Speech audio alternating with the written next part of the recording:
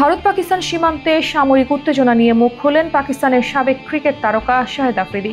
করাচিতে তাশাকুর অনুষ্ঠানে বক্তব্য রাখতে গিয়ে তিনি দাবি করেন, পাকিস্তান সেনাবাহিনী স্বনিপুণভাবে স্বল্পমেয়াদী যুদ্ধে ভারতকে চুপ করিয়ে দিয়েছে।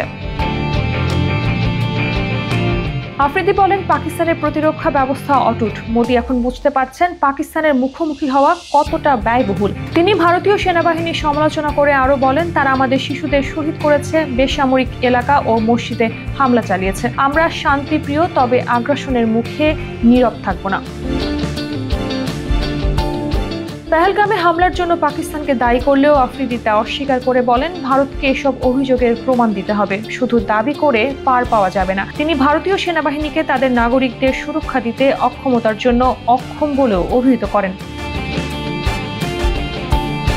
বর্তমানে দুই দেশের মধ্যে যুদ্ধবিরতি চলছে, তবে আফ্রিদির মন্তব্য নতুন করে উত্তেজনার আবহ তৈরি করতে পারে বলে মনে করছেন বিশ্লেষকরা। পাকিস্তানের সেনাবাহিনীর প্রতি তার প্রকাশ্য সমর্থন এবং ভারতের প্রতি তীব্র সমালোচনা আন্তর্জাতিক মহলেও দৃষ্টি আকর্ষণ করেছে।